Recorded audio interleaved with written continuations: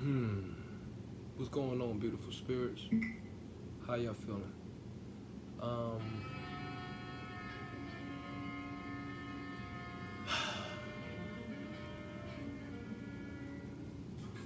There's a few things I want to talk about, okay? Well, actually one thing, with different variables going on with it.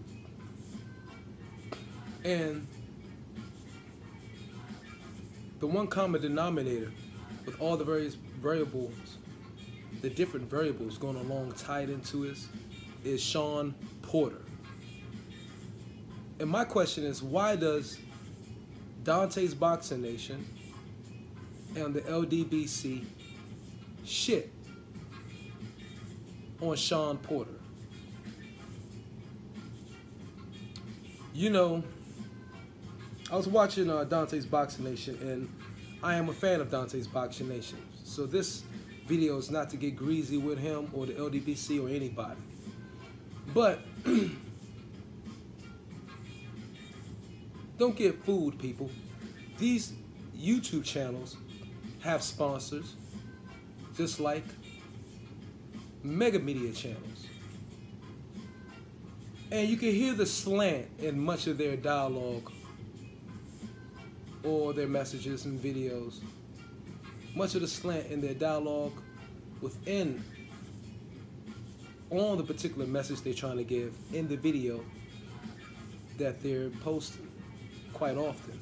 And too often this narrative is put on,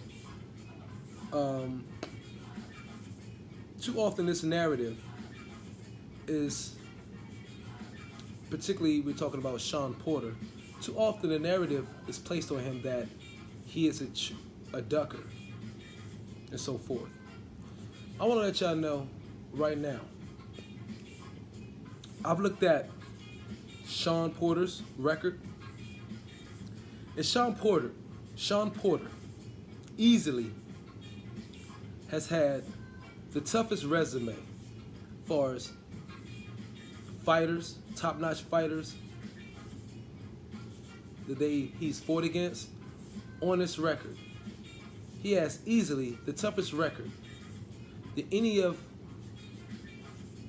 the rest of the fighters in the welterweight division. More than Errol Spence, more than Keith Thurman, and close, in my opinion, even more than Danny Garcia.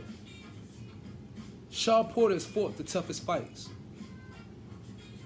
And too often, while I was watching Dontae's, the last one, when he said, the last video Dontae's Boxing Nation had, saying that Shawn Porter did not, Shawn Porter saying, I quote, Errol Spence is not the most dangerous fighter at the welterweight division.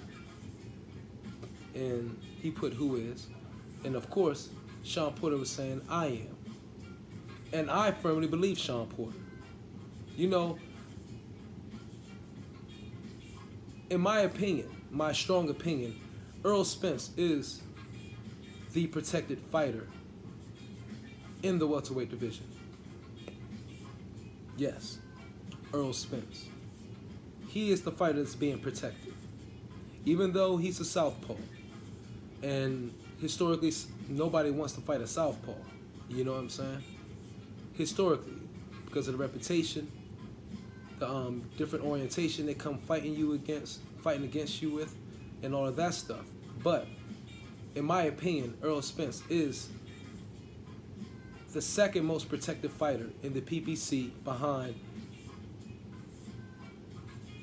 guess who? Deontay Wilder. And you know why? The PBC does not have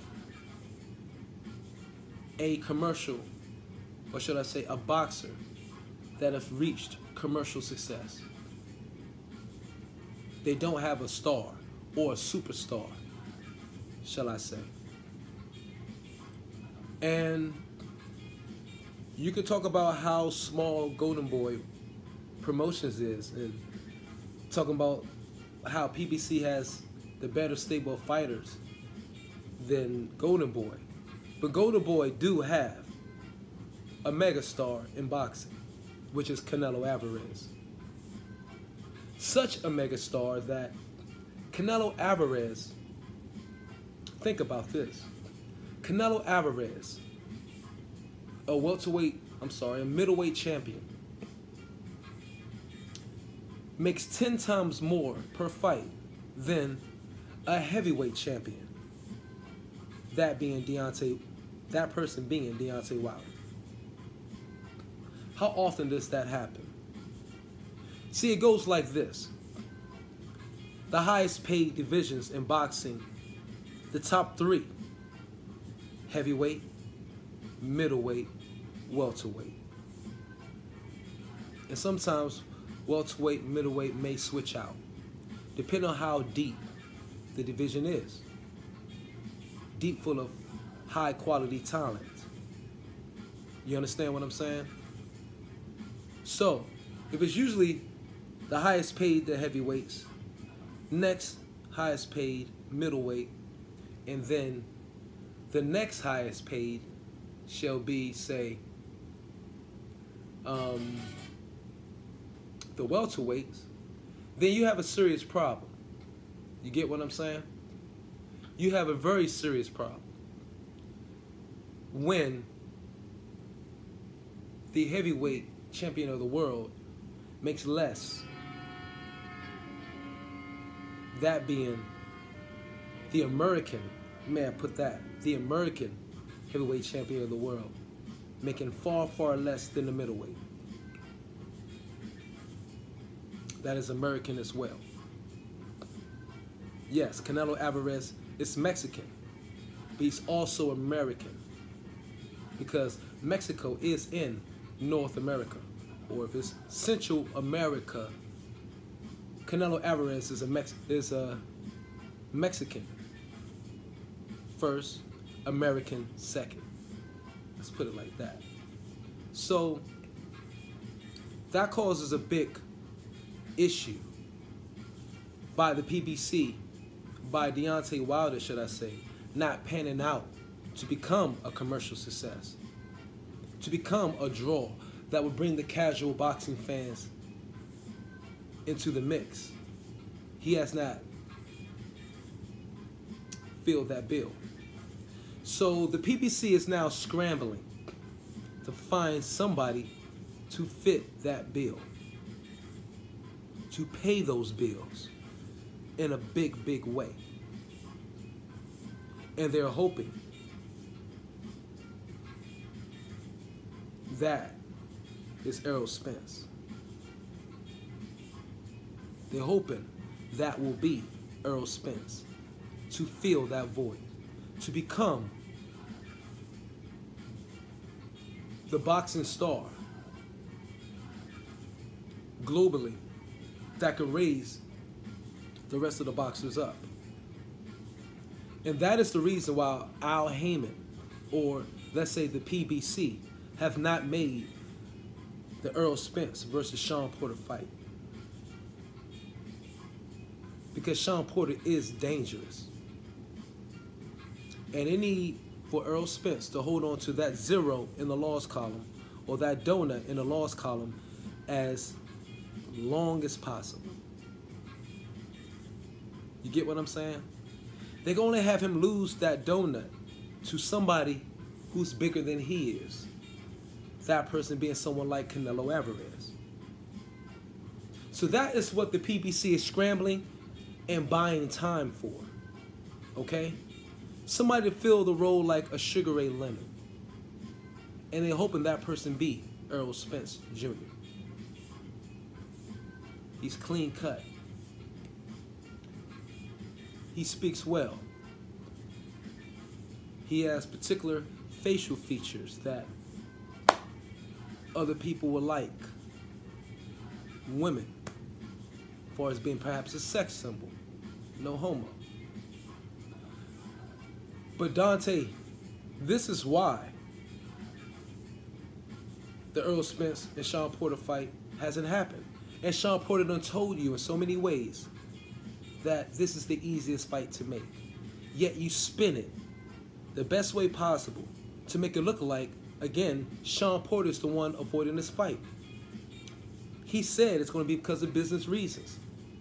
And that business not being him or Errol Spence, but the people at top who's waiting for the right time to make that fight happen, because they're hoping that Errol Spence become their cash cow, since Deontay Wilder has not panned out for them.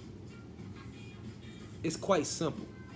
Boxing is a business first, sport second, okay? And what's disappointing to me about the whole thing is that, you know, Shawn Porter has so much. Shawn Porter, in all likelihood, could be that for you. Yes, he has 2 losses and 1 draw, but those 2 losses were to other champions. And the draw was early in his career, I guess, against Julio Diaz, another champion. So all of his draws or loss, I'm sure I said all of his loss, 2 of his loss and his draw were to champions. And you know what's nagging you guys is that Shawn Porter would not lose. They keep putting Shawn Porter in these fights, hoping he'll take an L and go away. But he hasn't. And let me tell you my strong opinion. If Shawn Porter was to fight Errol Spence now, Shawn Porter wins. If Shawn Porter was to fight Errol Spence a few years back, perhaps Errol Spence would have won. But one thing I've noticed ever since the Kell Brook fight, Shawn Porter has visibly improved tremendously with every fight. Tremendously. So even putting Errol Spence against Shawn Porter right now is a dangerous, dangerous move for the PBC. So they will not let that happen. And they will allow him to fight a Mikey Garcia. You get what I'm saying? This shit is quite easy, okay? This is business. Shawn Porter nor Errol Spence are pulling the strings here. And Dontae, you know that. And LDBC, you guys know this just as much, if not more than I do. So I would like to say, can you guys just cut the crap? You know what I'm saying? Cut the crap. And give your boy, Shawn Porter, the respect he deserves. Because the young brother's fought his ass off. He's mannerable, intelligent, well-spoken, and he got his father beside him. And what a wonderful, good,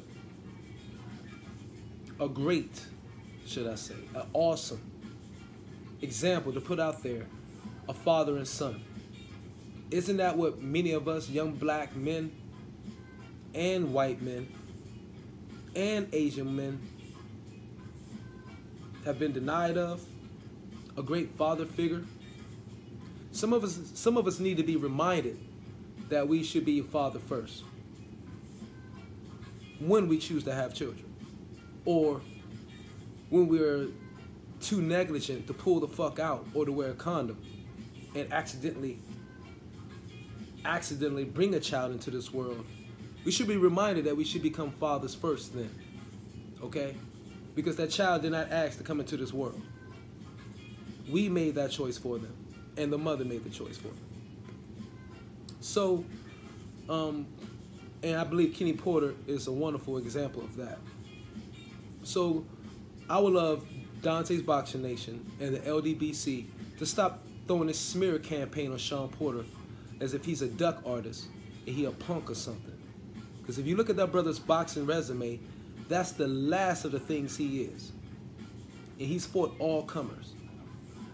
He's hungry for it. And you guys are doing him a great disservice and being extremely disrespectful by trying to run this young brother's name into the ground just because you may be getting compensated some way, some form, some shape from someone else. Because that's what's going on here. These boxing channels people have lost, or should I say, no longer have any integrity. So they speak in the manner to make it appear as if they're being unbiased. But it's real all bullshit. Earl Spence don't want to fight Shawn Porter. He told y'all that at the Danny Garcia-Shawn Porter fight, when he was interviewed, and said he'd rather prefer Danny Garcia win than Shawn Porter. He think the Danny Garcia fight would be a big fight, and the Shawn Porter fight would be rough and rugged. You know what I'm saying? He don't like how Shawn Porter fights. Well, if you the weight bully, if you the boogeyman, you don't give a fuck about that. You go in and handle your business. Because that's all Shawn Porter's been doing. This is Myron Magnus. You listen to a segment of Pure Pugilism, Boxing Logic. One love.